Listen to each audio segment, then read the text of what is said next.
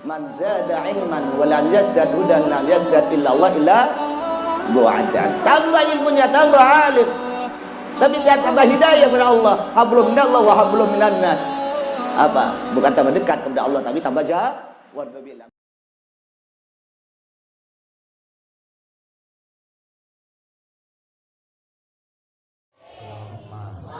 salli ala Sayyidina Muhammadin wa alihi nur al-mudhibi al-nisyan binurihi bi kulli lamhatin wa nafasin adada ma wasi'ahu ilmullah.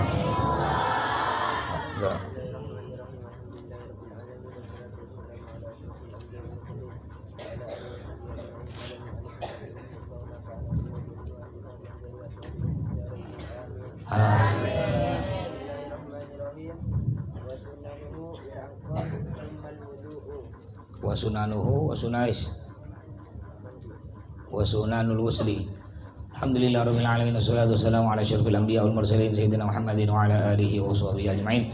Qala al-muallif rahimahullah nafa'ana bi ulumihi wa maddana bi asrarihi wa bikum fid dharaini amin. Wa sunanuhu wa sunanul wusli, sunnah mandi. Wa sunanuhu, adapun sunnah mandi. Istamir ila anggal sampai kalimat tsummal wudu'u, kemudian berwudu. Tsummal wudu'u, kemudian berwudu. Jadi sebelum mandi besar sunnah berwudu dulu. Istamir.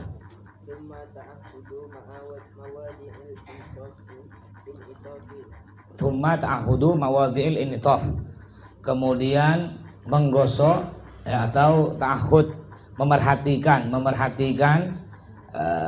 mawadhi'il inithaf, tempat-tempat yang berlipat-lipat tersembunyi. Memperhatikan tempat-tempat tersembunyi atau berlipat-lipat.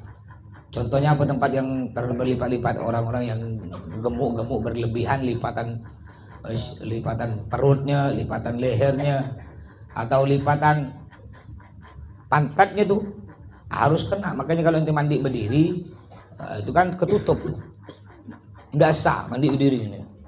Berdiri, itu air nggak masuk. Jadi caranya nanti harus ngangkang gini, siram, atau jongkok nanti siram bagian belakang nanti. Apalagi kotoran-kotoran yang ada di kuku. Makanya kalau kuku ente panjang ada tainya hitam, itu air tak masuk. Air tak masuk, mandinya tidak sah, wuduknya tidak sah, sholatnya tidak sah. Paham? Jadi harus diperhatikan betul-betul. Sisa-sisa tip cat, apalagi lem besi, terutama lem besi. Jadi kalau pakai lem besi kena ke kuku-kuku ente, ini tidak bisa hilang. Ya, cara hilangnya kalau dulu mas pakai dikerek-kerek pakai ujung-ujung pisau atau silet. Akhirnya mau buka di YouTube, rupanya caranya gampang. Ente pakai garam. Ya, garam basahkan sikit ya dengan air, langsung ente simpan di mana yang kena lem besi, tangan atau kuku, gini kan, gosok terus. Lepas dia. Nah, jadi praktis pakai garam. Mau ada pengalaman pakai bensin, pakai spiritus, pakai alkohol, nggak bisa hilang. Nah, rupanya pakai garam. Ya, Samir. Wa tahlilu usulis sya'ri, dan menyelat-nyelati ujung pangkal rambut. Wa tahlilu usulis sya'ri, dan menyelat-nyelati pangkal rambut salasan 3 kali. Wa tahlilu usulis sya'ri, dan menyelat-nyelati pangkal rambut salasan 3 kali. Rambut ente gini nih, diselat-selati. Jadi sambil nyiram sambil ente gini kan. Nah, kalau rambutnya banyak, terutama perempuan, ya siram sambil gini kan. Kenapa? Biar air masuk ke semua rambut. Apalagi rambut keriting, udah keriting melekat lagi. Gimbal, tahu gimbal ini? Nah, keriting, udah keriting, nggak dicuci, nggak mandi. Kayak dulu ada santri ini, pondok malah disalahkan. Kita masih ingat mungkin ya. Jadi rambut dia tuh, rambutnya bawa, rupanya udah dipotong seplastik. Sampai diberitahu ke mas, ini mas, masa anak saya tengah tidur rambutnya diberi lem? Itu rambutnya segini, kayak kena lem, ditarik pun tak bisa. Katanya ada santri tengah tidur diberi lem. Masuk akal lah ada santri tengah tidur beri lem. Gimana cara beri lem? Kan bangun orangnya. Tak tahu kalau dituangkan rem satu ember. Ya, beri lem besi satu ember satu badan langsung begini dia kan melekat. Sekali diusut-usut nih santri, rupanya emang tak pernah mandi. Ya, mandi setahun sekali. Ya kalau tidak mandi, contohnya najwa biasa. Kalau disisir kena emas tuh, rambutnya tak mandi 3 hari. Mandi cuma badan ya. Ya kadang-kadang dia malas mandi. Kalau sekali mas sisir, orang melekat sisir tuh, melekat. Kenapa? Karena udah tergulung-gulung itu baru 3 hari. Tapi kalau sering mandi tiap hari 2 kali mandi keramas pakai sampo itu nyisirnya gampang, seret langsung. Ya. Tapi kalau tak mandi 3 hari, ini rupanya diusut-usut tak mandi tak salah sebulan atau 2 bulan. Ini santri. Akhirnya rambutnya gimbal gini. Banyak melekat-lekat. Yang disalahkan pondok. Ya. Yang disalahkan pondok. Akhirnya diberhentikan anaknya. Sampai emas dibentak-bentak. Ini pelajaran untuk ente semua ya. Ini orang tua kurang ajar. Ente terutama ente ngadu-ngadu ke orang tua ya ndak akan barokah. Jadi kita yang kena. Apa tugas emas? Kenapa emas ndak merhatikan anak saya? Ya. Berarti emasnya harus merhatikan anak ente perempuan ya. Tengah tidur mah lihat gitu ya. Mandi mah lihat, mandi dah. Bodoh banget namanya nih. Ente ini punya anak 3 ya. Ya, coba lihat orang tua ente, punya anak cuma 3. Diperhatikan terus dilihat. Masih ada enggak jatuh anaknya bisa? Jatuh enggak? Kadang-kadang jatuh kan? Baru miara 3 ekor. Gimana miara ente 500 nih? Ya harus ikut satu-satu gitu. Berarti harus beri ustad. Ya Ustadz Ridho harus ngontrol Hafid 1. 24 jam Hafid kemana Ustadz Ridho ikut. Umpamanya Mas Hirul harus ngontrol Rizik 1. Banyak emas khusus. Ya emas khusus santri yang hebat-hebat kayak Hanafi khusus dengan Rusli. Berdua dengan emas megang 2 langsung. Umpamanya. Ya mau lihat terus. Hanafi ke berak pun masuk ke WC mah lihat gitu. Enak. Ya, jadi jangan langsung nyalahkan pondok. Nanti lihat dulu, pikir dulu. Ini banyak wali murid sekarang gitu. Ketika terjadi sesuatu pada anaknya, pondok langsung disalahkan. Bajunya hilang. Kenapa? Mana emas? Ya, mana emas kok enggak kontrol anak saya kok sampai baju saya hilang? Oh, memang mas suruh duduk lemari anak ente. Sebulan gitu duduk depannya. Ya. Namanya pondok biasa. Mondok 16 tahun, baju hilang biasa. Enggak pernah mas cerita ke Abi. Baju hilang Jawa apa baju hilang. Yang salah bukan pondok, yang salah ente kena baju hilang. Kenapa ketika ente jemur tuh baju ndak langsung ente angkat biasa sampai 3 hari dibiarkan situ. Ketika jatuh diambil kena pemulung, baru pondok yang salah. Yang pertama, yang kedua, lemari ente. Ya, lemari ente. Kenapa kuncinya ndak betul-betul? Kebanyakan santri ya bajunya hilang, biasanya dia tuh memang tak disuka oleh anak kamar. Ya, karena dia masin nggak mau bersosialisasi gitu ya, paham? Nah, tapi ente anak kamar kalau ada punya kawan gitu, nggak usah ente benci juga, nggak boleh benci orang dosa. Apalagi sampai santri nggak betah, ente olo-olo, ente kacau-kacau nggak betah. Santri nggak betah, dia jadi penjahat, preman, ente jadi kiai, dia tak betah gara-gara ente. Dia balik jadi preman, jadi penjahat, ente balik jadi kiai, jadi kiai.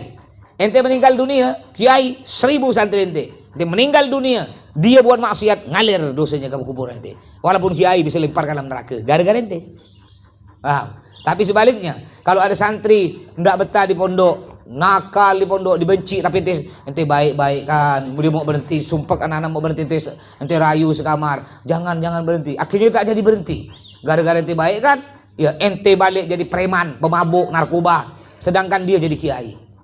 Ente mati. Dia punya santrinya ngaji, ngalir kuburan ente. Dia sholat, ngalir kuburan ente. Dia ngajar, ngalir kuburan ente. Bisa-bisa ente dalam kubur, habis dosa ente masuk surga.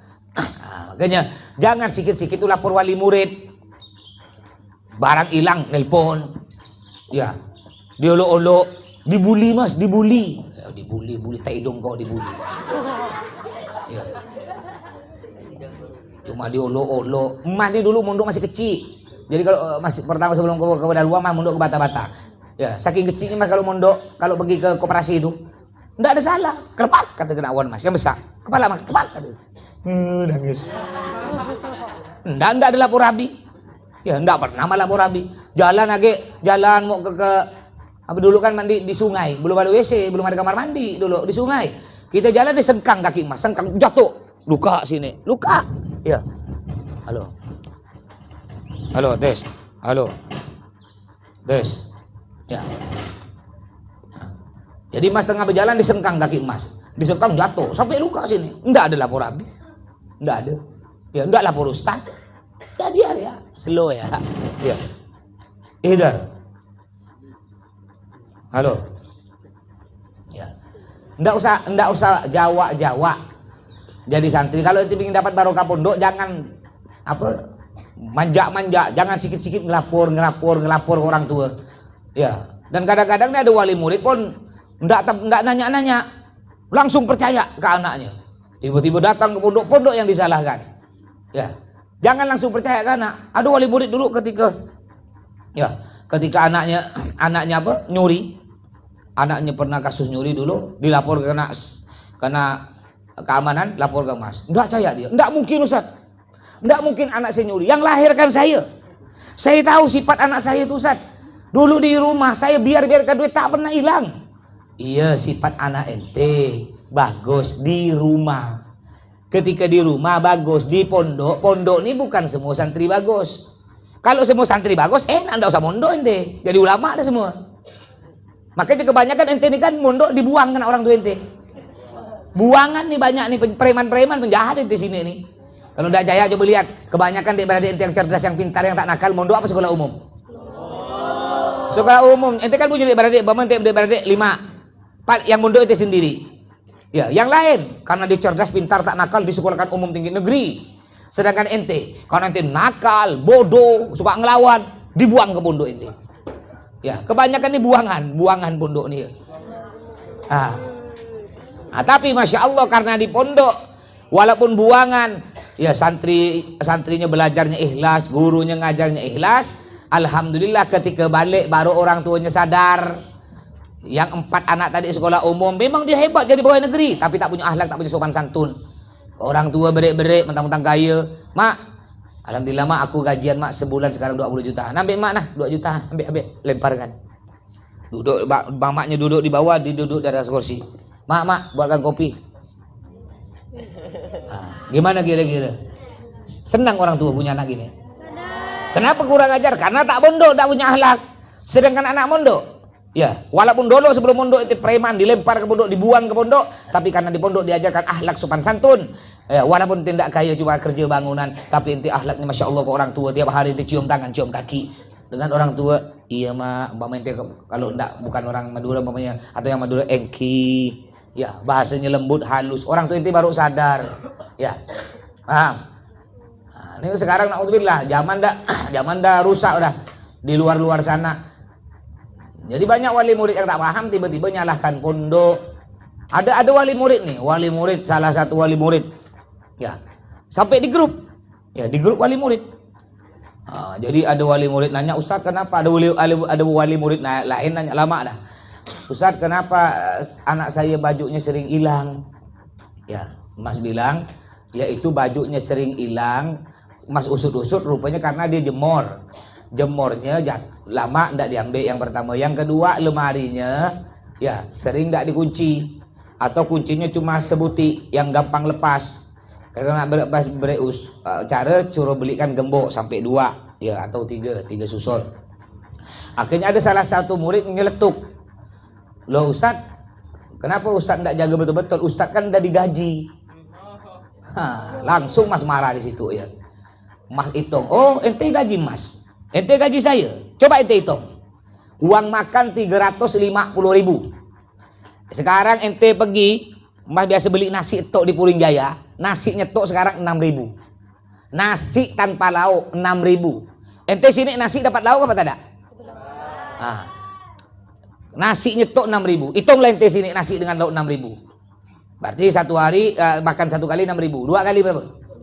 12.000. 12.000 kali kan 30 hari berapa? 360.000. Pondok tekor berapa? 10.000. Listrik, memang listrik nyuri.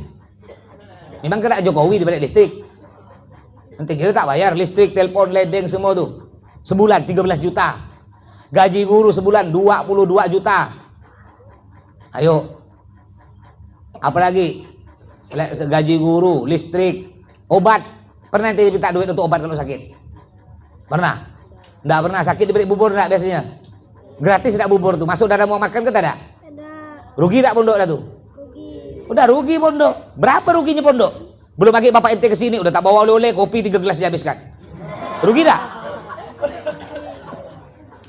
Betul enggak kan? Kadang-kadang ente ke puskesmas tak pakai duit sendiri. Ya, Mas yang bayarkan. Kadang-kadang semua sehat bagian kesehatan tuh minta Mas mau bawa anak puskesmas berapa orang?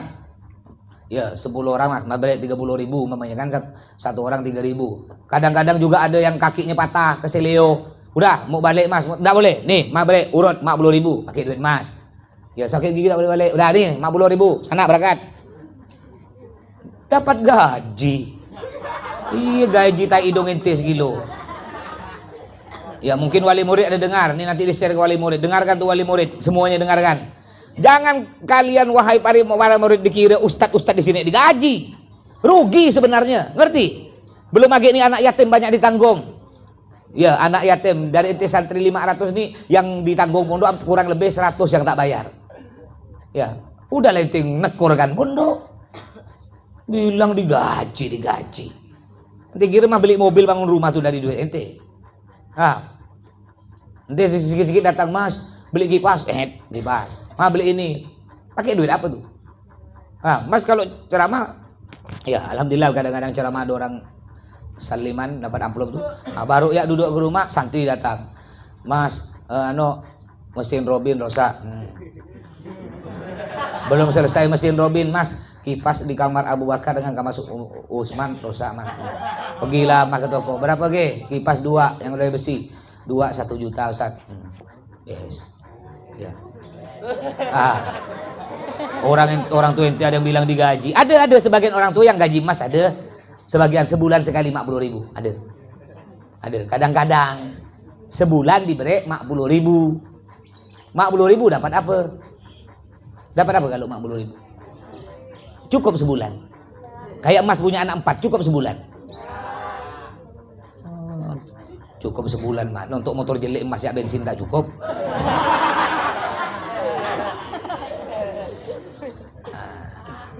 Paham? Jangan dikira digaji. Pasti Mas Irul ngajar, enggak ada digaji nih Mas ngajar. Siapa yang mau gaji? Enggak ada. Ya, makanya pun ustadz-ustadz yang ngajar bukan gaji, itu hanya uang bensin. Tapi walaupun uang bensin ustadznya 80. Ustadz yang di Al Jati kurang lebih hampir 80. Per bulan pondok harus mengeluarkan 22 juta. Sedangkan uang makan ente pondok udah tekor per bulan 10.000. Tambah lagi 22 juta, tambah lagi listrik, ledeng, wifi semua 13 juta. Ya belum lagi obat-obatan, belum lagi barang ini rusak tiap hari ada rusak, lampu, kipas, WC, Robin ini, selang, paralon, rusak tiap hari.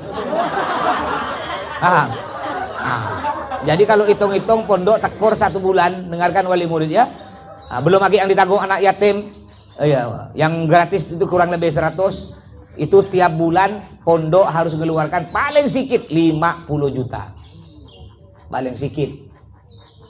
Ini ada wali murid bilang untung besar. Untung. Ya. Paham?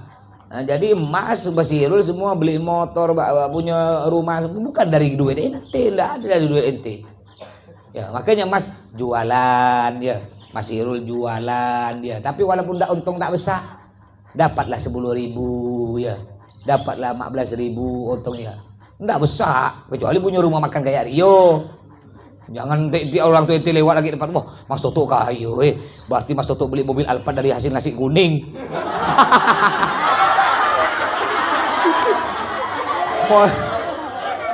Dari hasil nasi kuning, beli Alphard ajib. Dikira dia Alphard harga 100.000 kali apa? Nasi kuning tuh bisa dapat oplet kuning. Oplet kuning buatan tahun 1945. Harganya 200.000. Dia tak tahu harganya Alphard apa. Alphard tuh buka bungkus 1.300.000.000. Nah, punya Mas second Ya murah sih, tapi bisa dapat rumah satu.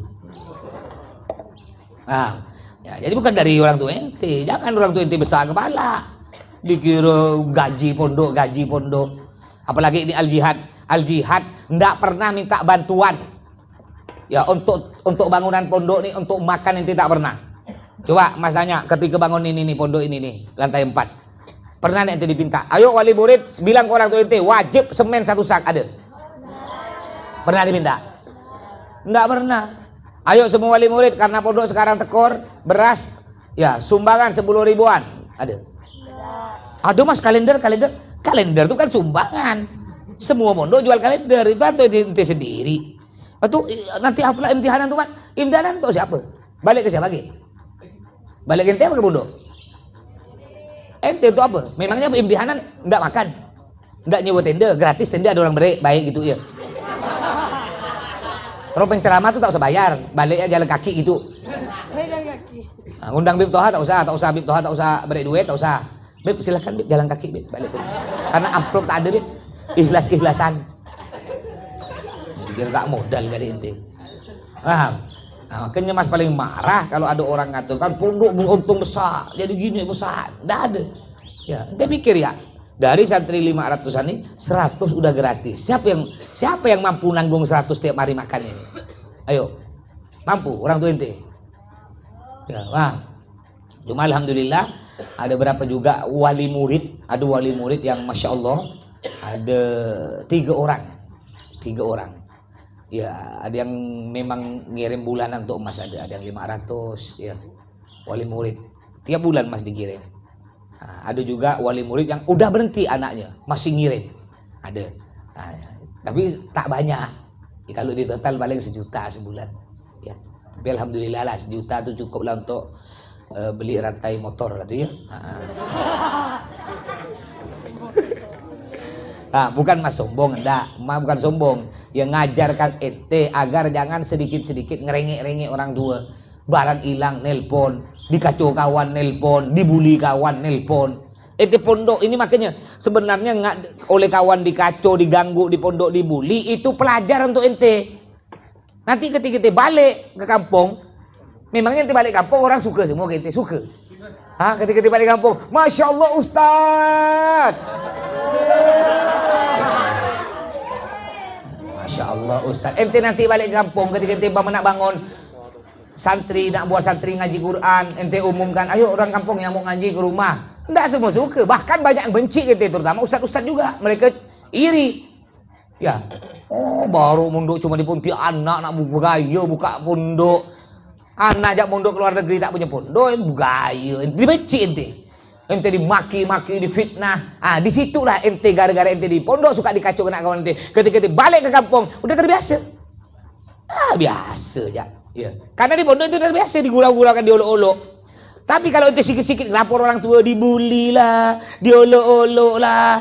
Ketika ente balik ke kampung, ya dapat di kampung banyak orang benci ente, dimaki-maki, difitnah. Ente bahkan difitnah, bahkan mau dibunuh ente. Ketika balik ke kampung, bisa gila ente. Wah. Makanya orang dakwah jadi ulama, ente budak-budak semua jadi ulama. Ya. Orang dakwahnya harus siap. Siap apa? Siap lapar, siap dibenci orang, siap miskin, bahkan siap mati. Ini kata Abi. Abi selalu pesan dengan Mas, kalau mau jadi ulama harus siap 4. Siap lapar, siap miskin, siap dibenci orang, siap mati. Harus siap. Jadi andai kan ente balik ke rumah, ente tak lapar tapi kenyang, kena orang beri makanannya, alhamdulillah. Ente balik kampung orang tak benci, bahkan suka ke ente semua, alhamdulillah. Ente balik kampung apa lagi tadi? Siap miskin tapi ketika balik kampung ente Masya Allah, oleh Allah ente beri rezeki yang banyak, yang jadi kaya ente, alhamdulillah. Ketika ente balik kampung siap dibunuh orang, siap mati, tapi balik kampung ente masih sehat, masih hidup, orang banyak senang ke ente, alhamdulillah. Tapi harus siap, andai akan terjadi 4 kita udah siap. Gimana ente akan siap 4 ini? Ya siap lapar, siap dibenci, siap miskin, siap mati. Gimana ente akan siap 4 kalau di pondok ente masih dalam masa pendidikan Jawa amat, GT amat, manja amat, lebay. Dicolet sikit nelpon. Kena kawan diculik sikit nelpon. Datang orang tuanya. Ustaz, kenapa anak saya diculik-culik? Anak saya dibuli-buli Pak Ustaz. Ada anak kau pasakkan kebuli. Nah, kalau ente pingin berhasil di pondok, jangan jawab-jawab. Terjadi apapun di pondok, ya. Bahkan kalau orang tua zaman dulu. Halo. Nih, halo. Ya. Ini mah dulu mondok di pondok. Ente ya boleh jadi contoh. Ketika mah mondok pertama ke Bata-Bata juga ke Dalua, Abi ngantar. Abi bilang ke Kiai, bilang ke Abi Hasan Baharun, Beb, terjadi apa? Coba. Kau saya sentuh. Udah sundul. Beb, Kiai, apapun yang terjadi kepada anak saya ikhlas. Apapun yang terjadi, walaupun anak saya mati di pondok, saya ikhlas. Ini orang tua zaman dulu. Sampai ketika Mas dulu masuk di rumah sakit di pondok, ya zaman dulu, ya nelpon Bi, assalamualaikum, anak Marib Bi, ya maksud Mas tuh biar balik Pontianak, masuk rumah sakit Dimpus, maksud Mas tuh biar balik ke Pontianak istirahat, ya kena dokter suruh istirahat, ya masih di mana dia di rumah sakit, ya udah pokok ente memang oleh Allah sehat alhamdulillah, kalau anda yang meninggal Abi udah ikhlas dimakamkan di situ. Ya, santai jawabnya kan. Itu orang tua zaman dulu. Hasilnya nih.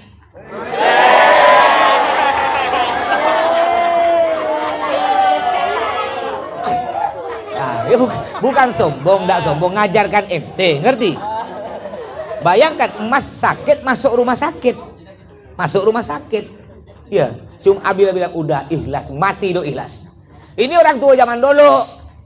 Sampai anaknya kalau dipukul bengkak-bengkak, kena guru, ya lapor balik ke orang tua. Ditambah orang zaman dulu. Padahal anaknya udah bengkak nih, ngelapor. Pak, kami kena pukul, kena ustad. Mana? Oh, langsung. Oh, tambah. Ustad kau ya, pasti kau yang nakal. Tak mungkin ustad mukul kalau kau tak nakal. Ini orang zaman dulu. Makanya orang-orang zaman dulu banyak jadi. Karena apa? Ketika anaknya dipukul kena guru, ikhlas. Enggak seperti orang tua kayak anak sekarang. Makanya banyak alumni pondok-pondok sekarang nih, kalau ilmunya lebih pintar anak sekarang daripada anak dulu. Ya, contohnya anak-anak Sati Al-Jihad nih. Dibandingkan angkatan yang 30 tahun yang lalu, hebatan sekarang baca kitab nih. Mah megang sekarang. Bahasa Arabnya hebatan sekarang. Teknik ceramahnya, latihan muhadharah hebat sekarang. Tapi jadinya hebat zaman dulu. Zaman dulu walaupun tidak terlalu pintar, banyak jadi kiai alumni Al-Jihad. Sekarang yang pintar-pintar, yang pernah jadi juara 1 baca kitab, juara 2 sekota Pontianak seprovinsi, balik tidak jadi apa-apa. Ya kenapa? Mungkin ketika dia mondok dipukul kena guru tidak ikhlas, dihukum kena guru tidak ikhlas, anaknya tak ikhlas, orang tuanya tak ikhlas. Kalau tidak ikhlas Allah marah, dia tak jadi apa-apa, tak dapat barokah. Makanya al-ilmu nurun wa nurullah la yuhda lil asi. Ilmu itu cahaya dan cahaya Allah tidak akan diberikan kepada orang yang maksiat. Ada seorang wali. Beliau ini wali, seorang ulama, wali, guru, datang orang, seorang murid mau berguru. Ini mah pernah cerita, tapi tidak apa-apa diulang lagi, mungkin ada yang belum dengar. Datang seorang murid mau berguru. Ini bukan cuma dipukul nih murid nih. Beb, ana tolong beb angkat ana sebagai murid antum. Oh tunggu loh, kalau ente mau jadi murid ana tak ada pendaftaran, ya, ada ospek. Nah kalau ente OSA, orientasi santri Al-Jihad, ospek ya. Tunggu dulu, sebelum anak terima ada ospek dulu, anak tes dulu. Iya beb, ente ya pergi ke pasar orang tengah ramai, di tengah-tengah ente teriak, ya aku gila, berani ente? Siapa mau? Pergi pasar Gertak 3 tuh, nah, tak usah di Gertak 3 sekarang ya, ayo siapa berani ayo, sekarang berdiri teriak, pakai mic, ayo Rusli mau Rusli nih. Sekarang kalau mau break duit nih, ayo mau break duit, ayo.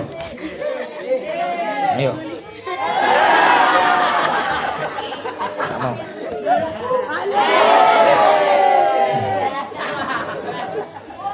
Ayo ada yang mau divideokan nanti yuk.